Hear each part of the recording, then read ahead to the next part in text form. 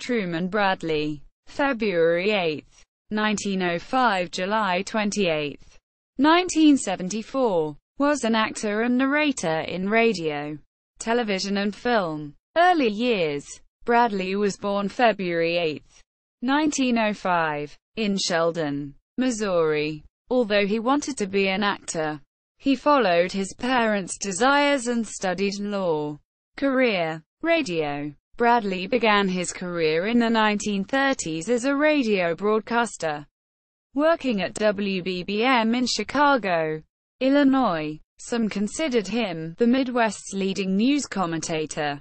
Quote, he was selected by Henry Ford to be the announcer for the Ford Sunday Evening Hour, for which he flew to Detroit, Michigan, each weekend. With his distinctive, authoritative voice, he soon became a radio actor as well as a narrator in numerous movies. In the mid-1940s, Bradley was a newscaster with Kern in Bakersfield, California. Bradley was the announcer for Red Skelton's program, Burns and Allen Easy Aces, The Frank Sinatra Show and Screen Guild Players. Film. A newspaper columnist wrote in 1942 that representatives of the film industry had stalked him, Bradley, in Chicago, pouncing on him with such enthusiasm and rich offers that he could not, in honesty to himself, refuse. Quote, he received critical praise for his work in The Night Before the Divorce in 1942.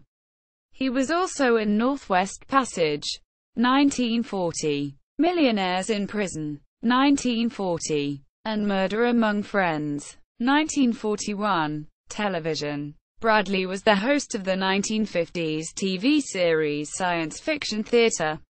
He occasionally worked as an actor in films, including two Charlie Chan mysteries in the 1930s, and live theater. Other business activities. In 1937, Bradley and his sister bought the Chicago-based MME Huntingford Cosmetic Company. He was the company's president, and Eileen Bradley was general manager, active in the sales end of the business.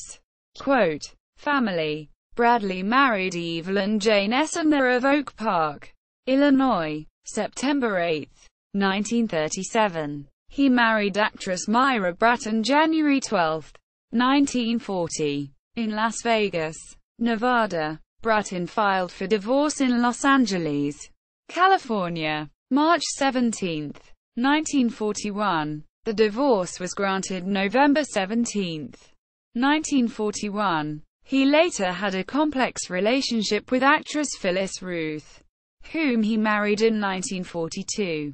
3 years later, she announced plans to file for divorce.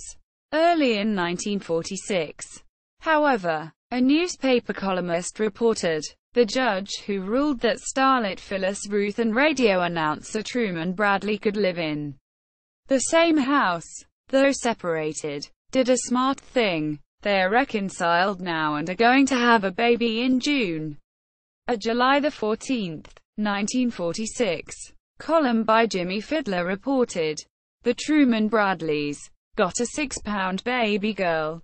Quote, death. Bradley died July 28, 1974, in Hollywood, California, at the Motion Picture Home. Truman Bradley on IMDb. Truman Bradley at Find a Grave.